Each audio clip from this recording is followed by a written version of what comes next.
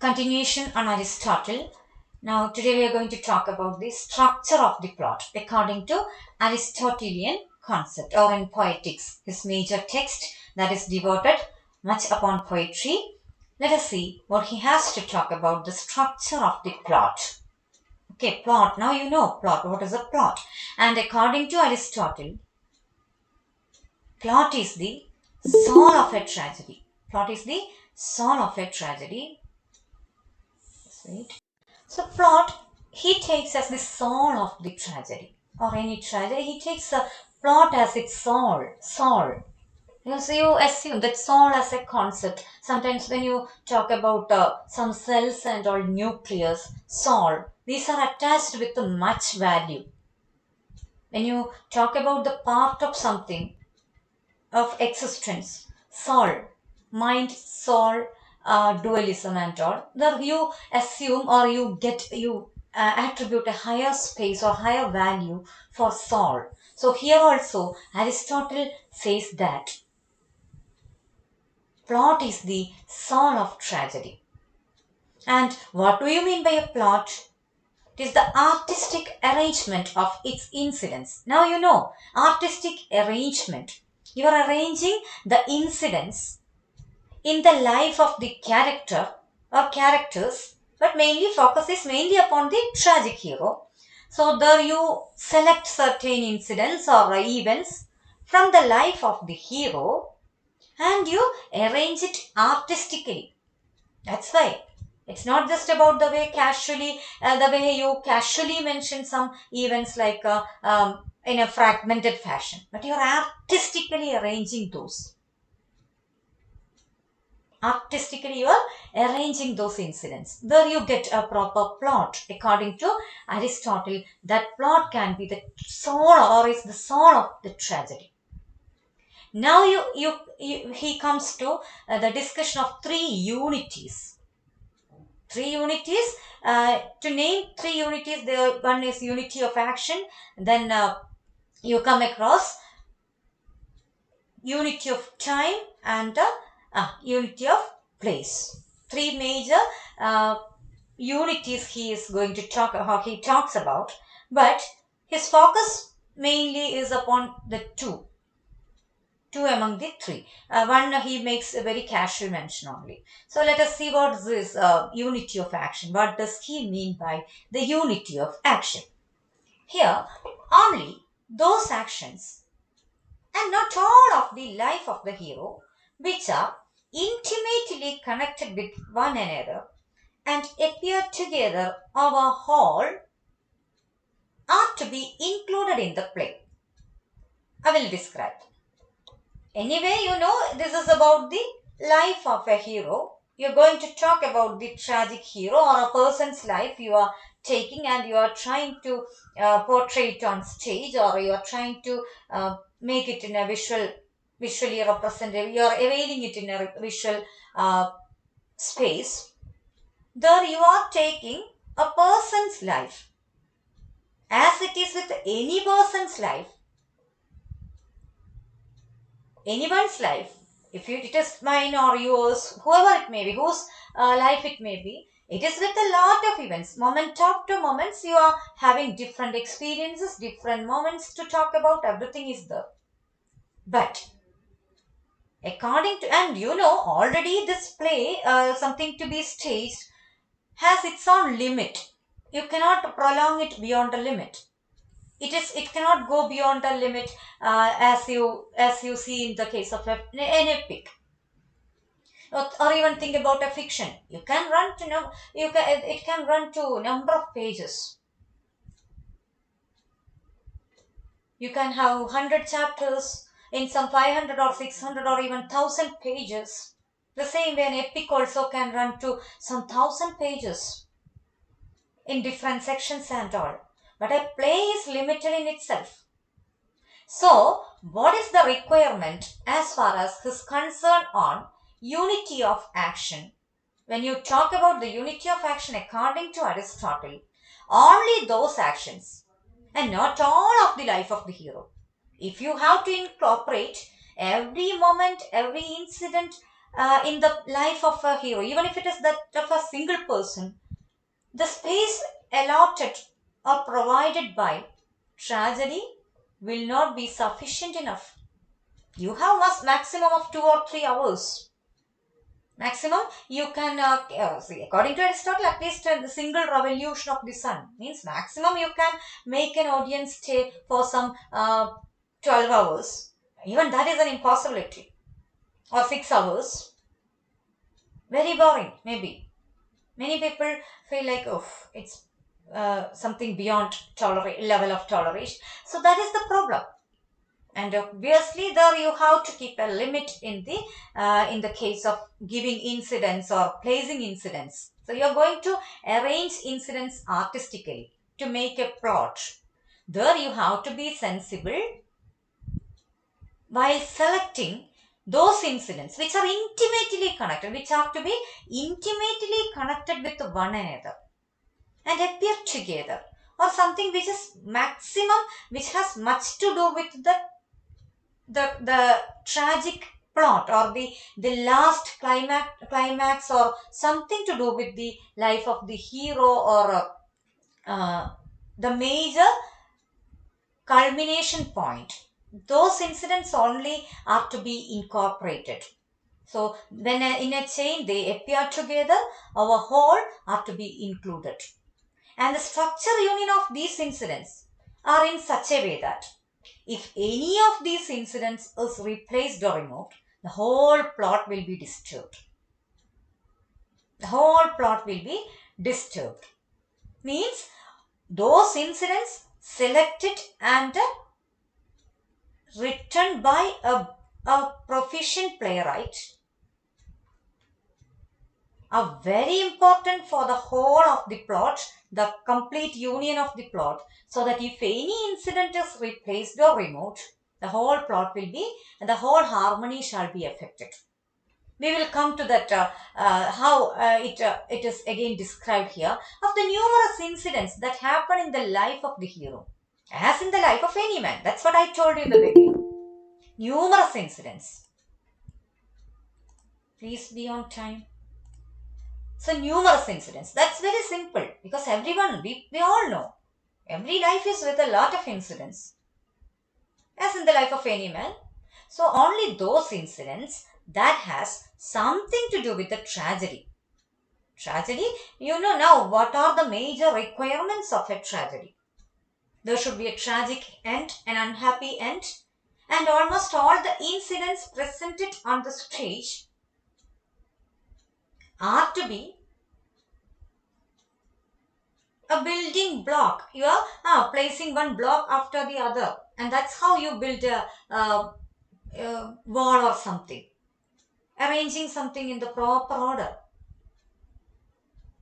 Think about placing one stone after other, or another better way of arranging stones to make the building and the structure really complete and organized. Have you watched that way? Have you ever noticed the way these walls are built? ഇങ്ങനെ കല്ല് ഒന്നിന്റെ മേലെ ഒന്നായിട്ട് ഇങ്ങനെ ഒരു വെർട്ടിക്കലായിട്ട് ഇങ്ങനെ വെക്കുവാണോ ചെയ്യുക? അല്ല. It's not like that. It's not at all like that. ഇങ്ങനെ ചെയ്യുക normally. How do you do that? How do you usually do that? I would like to draw, but I don't know whether this word will permit me to. Let us see.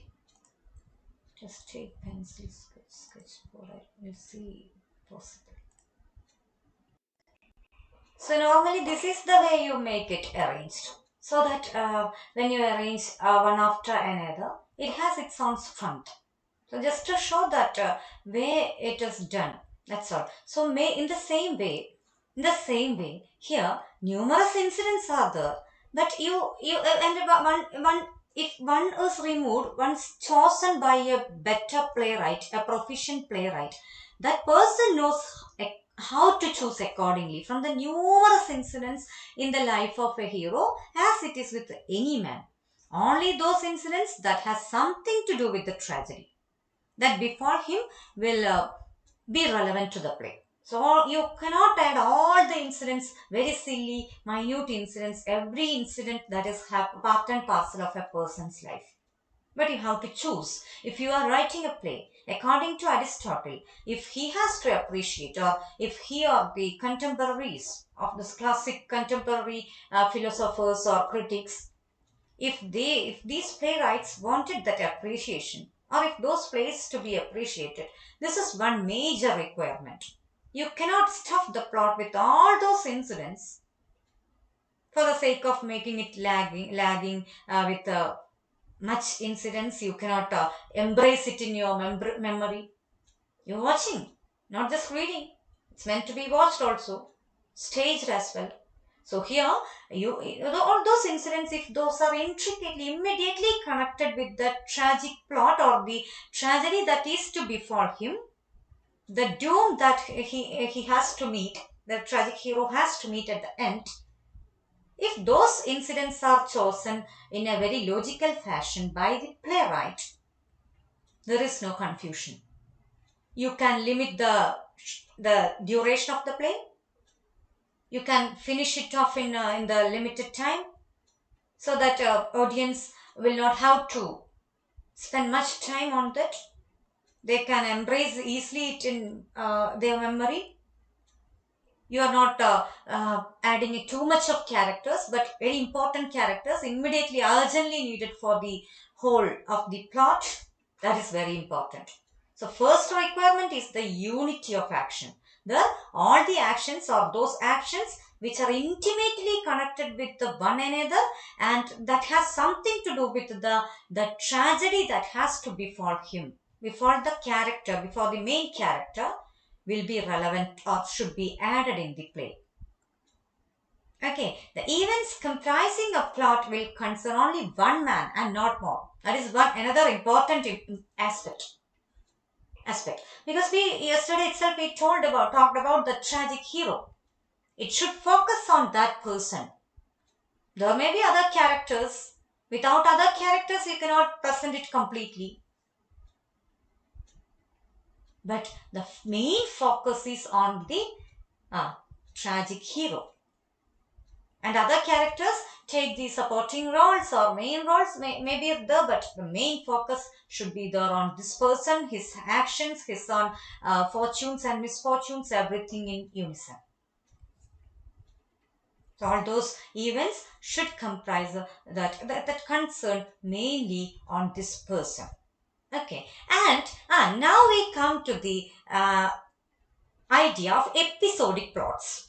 Nowadays, it's very relevant in the contemporary present day, because now we have recently come across that award, which is denied to almost all the television serials in the recent year, in the ongoing year.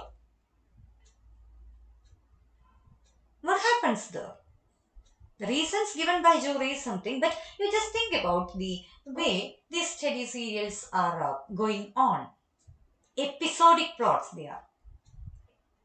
According to Aristotle, they are the worst in this regard.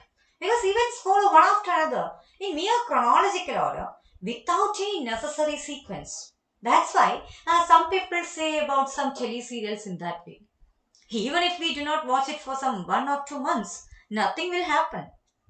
Sometimes the woman character who is about to leave the home because of some altercation or some problem in her with her in-laws. If she starts in September, you don't watch the teleserial throughout the month. But next month you start again, you continue watching, or you restart watching, still she is there again and again. So this is the way. So I'm making it in a funny way, but I hope you got what it is. So episodic plots are stuffing too much. The same thing. That's what you mean by lagging. ഒരേ കാര്യങ്ങൾ ഇങ്ങനെ കാണിച്ചുകൊണ്ടിരിക്കുകയാണ്. അപ്പൊ അതിനവിടെ space ഉണ്ട്. There is a space there. Because they are not in a hurry to finish it off. They want to make it a mega serial or something. The audience is suffering. They don't have to worry about it. So that's a funny way of talking about that.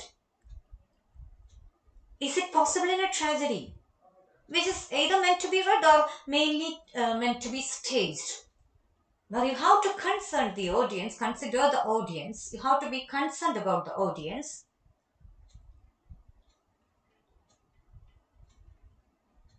There is a limit that they can stay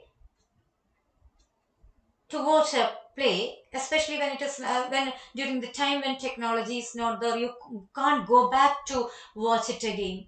You are in between. You stop. You add a lot of characters. You introduce a lot of characters in the play. Imagine that, and you are confused. You're confused like anything. Nowadays we have this. If it is a video that you are watching, if it is a movie that you are watching on TV or even YouTube videos, you can pause and go back once you are confused.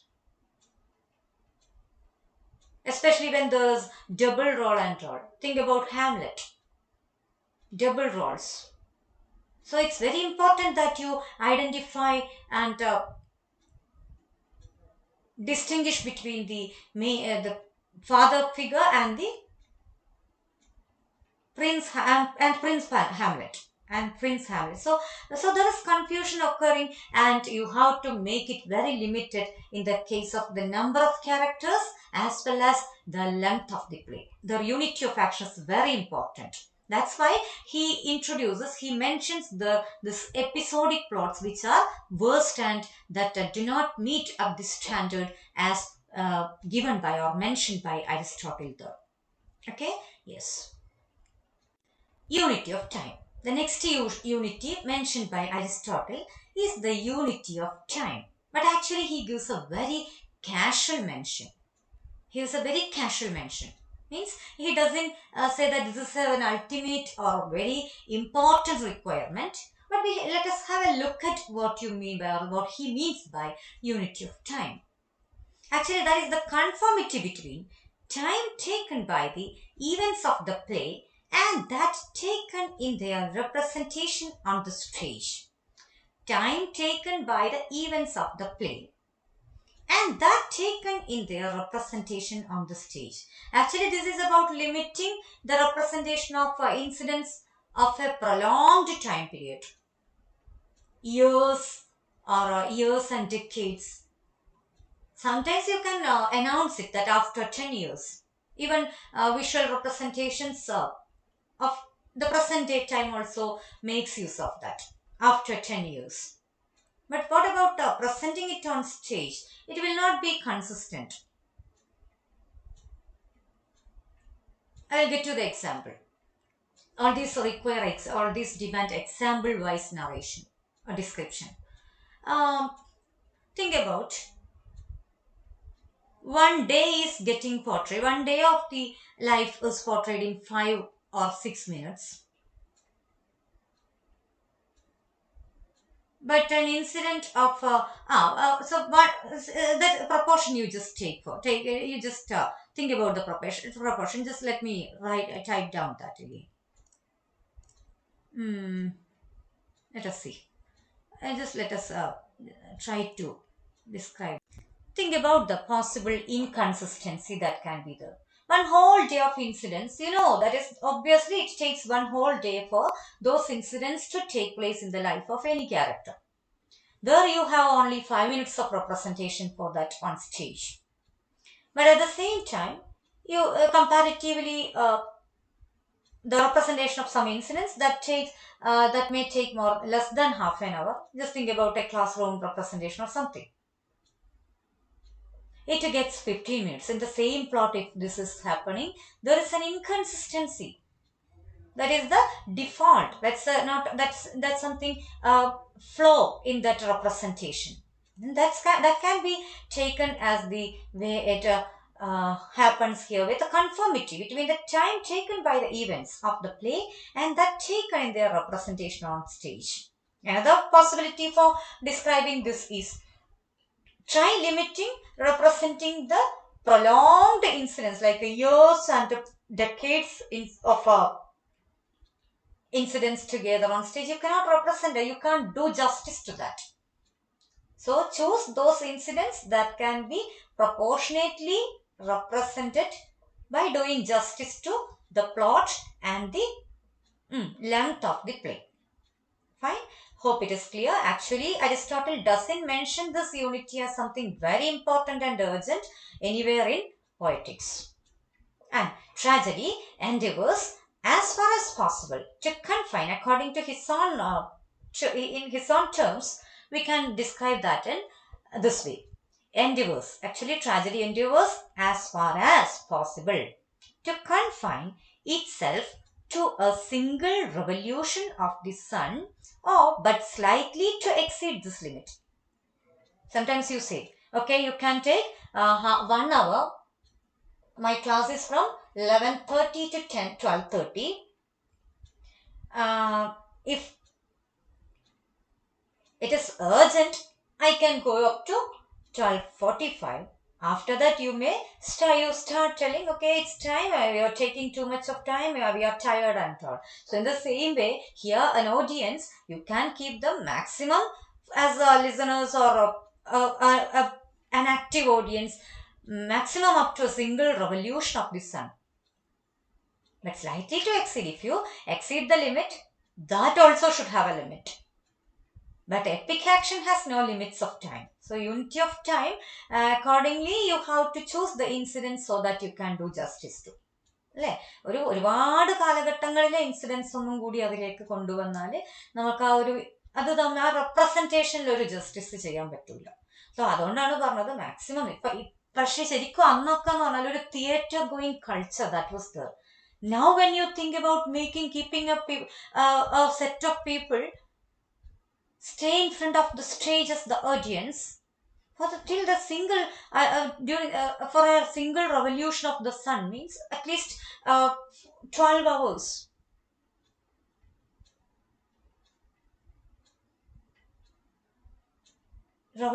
Single revolution of the sun. I said 12 or 24, 1 day, maximum 1 day maybe. Revolution completely takes some 24. Obviously, it's 1 day. Max, think about that. Can you stay in front of a stage in that way? Without having any break, you are watching and watching and watching over it. But there was a time when it was theatre going was a part theatre going was part of the culture of a set of a community, of a group of people. Then they didn't have any other entertainment media. That is it. Now you have different other tasks to do. And if you choose watching some of the audios or videos or something, it is just one of the plans in your list. But there was a time when people used to devote their whole time, at least a considerable time, for going to theatre and watch and enjoy. So as a leisure, they used to take it. So, okay, it's okay that they can stay for more than some hours. They can spend some hours that we cannot even assume, but that limit cannot be exceeded beyond a limit. Okay, and but you see, epic action has no limits of time. So there is no question of unity of this kind in an epic. But when you choose a tragic hero and when you choose to represent it as a tragedy, a stage representation, you have to look at all these aspects. Then what about the unity of place?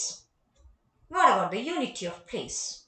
It's a conformity between scene of the tragic event or events and the time taken by them to happen.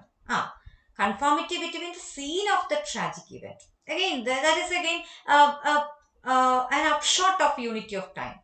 There is no much difference between that. Conformity between scene of the tragic event. The almost equivalent to the kind of proportion that I mentioned here with this example. You see, scene of the tragic event. You know, tragedy can be divided, so any dramatic form. There can be acts and scenes in between. Main division, act, in between scenes. But according to time, the number requirement. So in the past, they used to say this number of acts inside that this number of scenes. Nowadays, there is nothing as such. I told you to search for that play, Breath, by Samuel Beckett. You just see the very simple detail, the main detail you get in first search itself. Characters, none. That's the way it is given there. None. N-O-N-E. None means no one is there as the character. It's just about breathe. And in seconds it ends. But in the past it was not like that. You see the kind of demands. Before writing, before sitting for writing, you have to go and learn all these. Otherwise, these people will tell you to be banished from their spaces. But Aristotle is not that adamant. Plato told about or mentioned about banishing all the poets from the Republic. Actually, Aristotle takes up that defense here. Aristotle says poetry cannot be ruthlessly abandoned in that way. Let me define the features required for a better poetry. So that is the possibility. Without thinking about the possibility to make something better, Plato is doing in a prejudiced manner. He's blindly prejudiced against art, poetry and all. But Aristotle is trying to make the situation better, or at least giving points of his own. If you want, you can stick on to that. If you don't want, you can move away from that. But according to his ideas, classic tragedies got evaluated and all. So unity of place is the conformity between scene of the tragic event or events and the time taken by them to happen. Event, conformity, scene of the tragic event. So how much time, approximately how long it can take for such an event. And the time taken by them to happen. The scene, how it is represented, how long it takes its representation on stage and time taken by them to happen. Actually, it evolves as an upshot of the unity of time. There is no much difference between. Okay, so upshot means actually a part of it. Deriving something from the other, that's all. Now, it is necessary for a good tragic plot to arouse the emotions of pity and fear in the spectator or reader. Now we come to the main point. It's already briefly narrated along with the tragic hero, the part on tragic hero. It's necessary for a good tragic plot to arouse the emotions of pity and fear in the spectator or reader. If it is a good tragic plot, it should evoke these two emotions of pity and fear. And how can it be evoked? The change of fortune in a tragedy, therefore, should not be from bad to good, but reversely from good to bad. So the definition of tragedy itself is like that. It's a play with an unhappy ending. So unhappy ending is the only right ending. That is it. You may feel like, oh, it should have been like that. I shouldn't have been happened in that way. Oh, if that didn't take place, he should have been, he could be survived. All these possibilities occur in your mind. That is the concern you feel for them. Some pity, the feeling of pity is the fear for the doom is the. But at the same time, it should be only a proper ending for a tragedy. True tragedy is unhappy only. Unhappy ending itself is the true or proper ending. Only right ending. And the most tragic, because it is the most tragic in its effect. Otherwise, what is the logic of calling it a tragedy? Think about it. What about a happy ending? A happy ending, on the other hand, may please many. Okay, everyone of us want to, most of us prefer that happy ending. You spend time on watching some others' lives.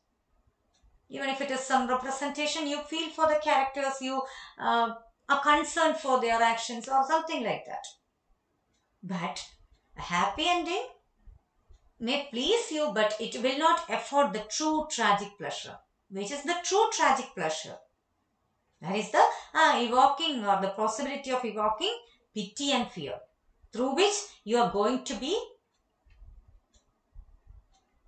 having an outlet of your pent up emotions. That's why I mentioned about that listening to some sad songs, very compassionate, or songs that remind you of some separation, but you still prefer listening. And when you are alone, some people have the hobby of crying, of weeping according, or listening to some songs and all. What kind of a pleasure that they get from that? It's about the outlet. Pent up emotions are going out through that, or by that means. And here pity and fear can be aroused in two ways actually. One by spectacular means or mere theatrical effect, or by the inner structure of the play. So, spectacular means if a dramatist depends too much on spectacular means to bring any of these effects, that kind of plays are not really appreciated by these classic figures. They want that inner structure of the play itself as something great. With that itself, it should come. Stage mechanism is something optional.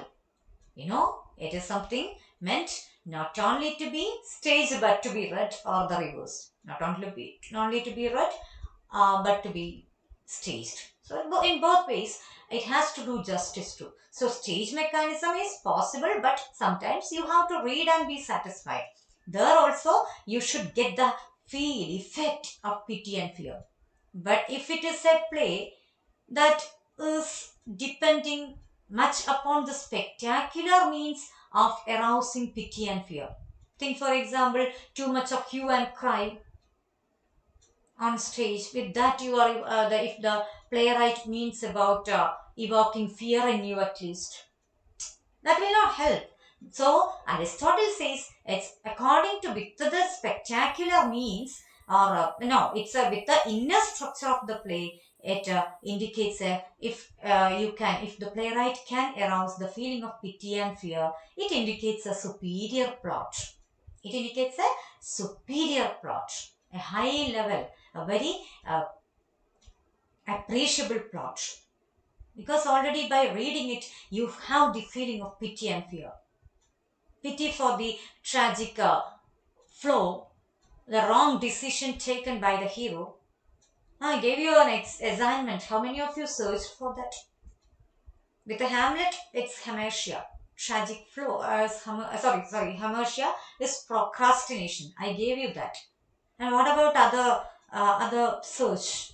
Did any one of you, did any one of you search for that? I would like to get your answer at the end of this session. Don't go in between to search Google. Just listen here. Not going to be a question answer mode, but if you can get your points, I will be happy. That's all. Inner structure of the play indicates a superior plot. And the plot is divisible into two parts here. Just wait. Now you can see the plot is divisible into two parts. Complication, that ties the events into tangled knot, and its unraveling or denouement. We'll tell you. Complication, that is a plot. If you take the whole of the plot, according to Aristotle, it can be divided into two main parts. First one is complication. That's that image. We have downloaded the image. I'm going to take that. Complication is a rising action. Normally, actually, we are going to have a very important correction in the term with the term climax. Climax usually we mean the end of something. Climax, which is the climax of the movie. That's what I mean. Actually, it's wrong according to Aristotelian concept. Climax is not something as given as the end. After that, there is falling action. Then there is a resolution. So ending up is with that resolution. So it's a material describing some other play, but here we can take this as a symbol, that is rising action. A whole plot, if you divide according to Aristotelian concept, it can be like this. You have an introduction, then there is a rising action where you have incidents moving upward with a very maximum of tying up tangled knot. കുടുങ്ങിയ നൂല് പോലെയാണ് നേരത്തെ ഇൻസിഡൻസിന്. Ties the events into tangled knot, knot. And it's unraveling or denouement. At a point, it turns, yes, at a point, it turns for the events in a different way, where the major decision or something is taken by the tragic hero, so that the falling action starts there. After the climax also there are a lot of actions, and then it comes to the conclusion with a resolution, either with the tragic and in a tragedy. So climax in Aristotelian term is not at all what we mean as the end of something, the conclusion of something. It is the turning point of something important as far as a tragedy is concerned. Turning point. Now come back to the description. So here, complication, you saw that as of arising, tying the events into tangled knot. Decision making, some other problems,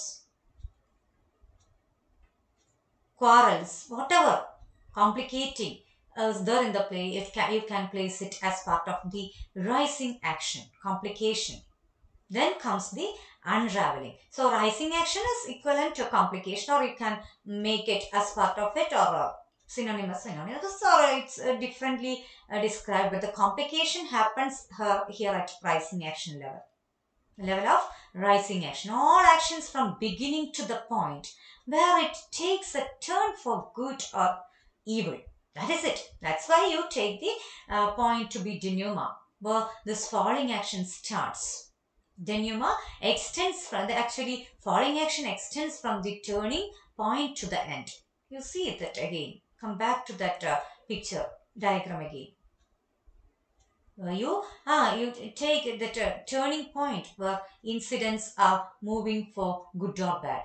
In a tragedy, it's definitely for the bad, evil.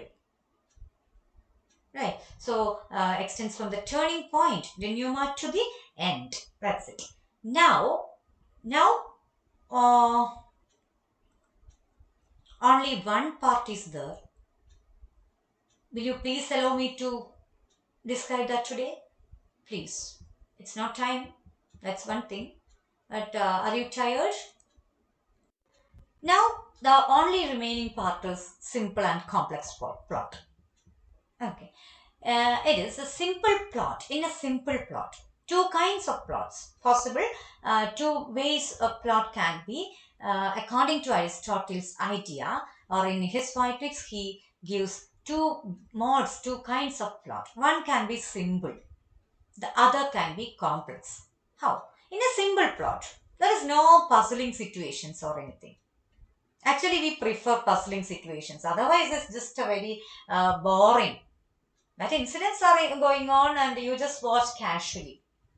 If something puzzling or something shocking, something say like surprising, if that is there, it becomes more interesting. So in a simple plot, it doesn't happen. Those are not there. Such puzzling situations or events are not there. But in a complex plot, he gives two major terms. That is it. Very important to note down these two terms. You can note down two features like peripetia and anagnorisis. What do you mean by peripetia? It's the reversal of the situation. Reversal. Immediately you find a reversal. Some events are going on, some characters are enacting, some events are happening, going on in the stage. But immediately you find out the reversal, total reversal of the situation. Like, okay, the hero is going, even if it is a tragedy, there are moments where the hero looks happy and all. But immediately you come across a representation of an incident that reverses everything. There you have a puzzling situation, you have a surprising element. And another way of making a complex plot is with anagnorisis. One is with adding peripetia, or the reversal of situations. We have to take examples. We'll send you examples later. for getting that idea, you have to know the plot at least.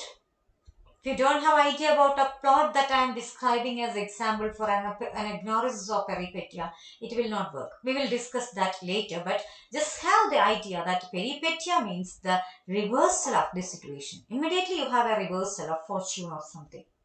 That itself is something surprising. The audience is at shock. They are shocked to see that kind of a reversal. Then anagnosis is the recognition or discovery.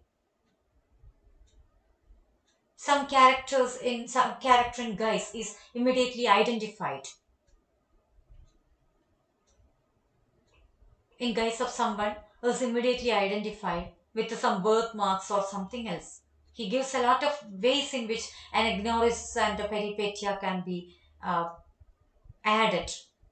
Just one or very simplest or a very unappreciable way is to give it with birthmarks identifying or something about a character. There is a very important play to mention there, to be mentioned.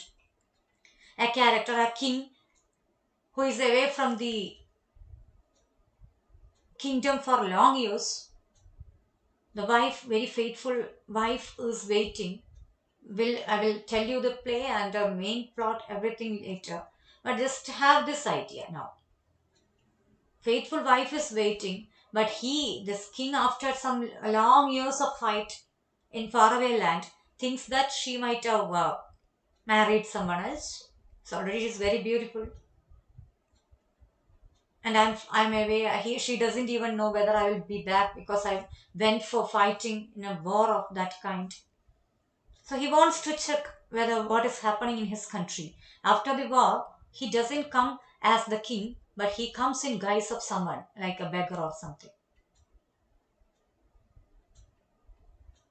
So this is happening on stage. This is going on on the stage.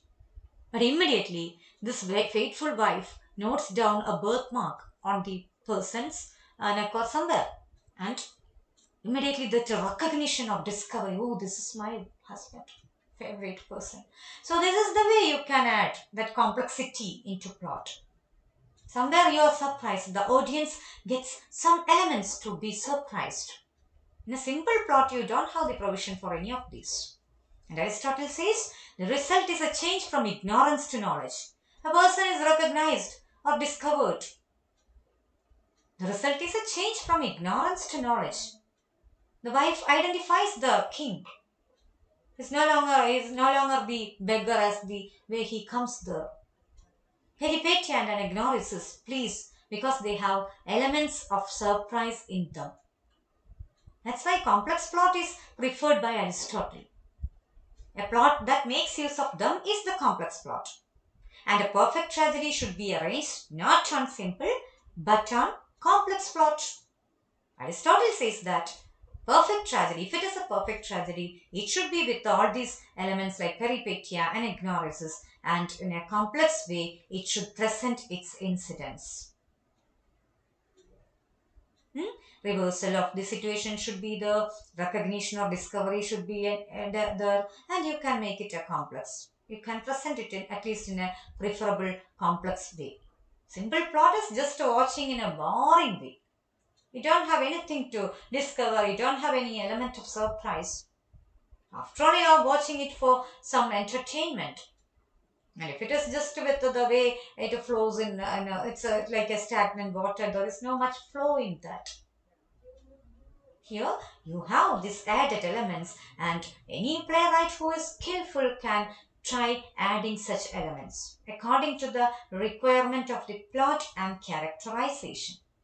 It's not for the sake of adding something you add it, but according to order, as and when his or her plot uh, allows it, you can think about making it in that way. Okay, now tragic hero, which is already done in yesterday's class itself. Now you know, say exciting pity and fear is very important. His undeserved sufferings will evoke that shock or revolt at his misfortune, but at the same time, he cannot be too eminently good or very bad because that will have a different effect. But he should be someone who is one who seems like one among us, so that his downfall will evoke this pity and fear, because some error of judgment brings that all the misfortune in the life of the person. So that's an error of judgment, which is very important as far as the tragedies of that time, which you wanted to look at the or observe these ideas given by the classic critics during that time at least were concerned. They were much concerned about observing all these features. Nowadays, the modern writers, they don't look at any of these. They just to make their characters in a fragmented way. They have conversations, no unity of place or time or anything, but just giving incidents. Well, you will come across waiting for Godot. Two people are waiting under a tree for a person. Godot. They do not know why they are waiting, whether the person will come, or if the person comes, they will have some benefit or not at all, but still they are going on waiting. It's a tragic comedy, but actually Aristotle, if it's during his time, he would never have appreciated it, because that doesn't satisfy any of these elements. During the time of these classic masters and classic tragedies, they tried to at least to stick on to basic elements as given by such great masters, or the critic, the major prominent critics of the time. That's all for the time being. Thank you. And with this, we come to the conclusion of module 1, that has the discussion on Plato and Aristotle, major classic critics. And with this is the introduction of classic criticism, and then we will have to move to different other streams in the coming sessions, like Indian aesthetics, what India has to contribute in the field of criticism. And then we will come to the modern movements, some literary concepts, and some other prominent essays in the field, and we will wind up the discussion. It takes long, it takes too much of time, but I'm so happy that I could move according to the limit lesson plan and finish off this module in a proper way. Thank you.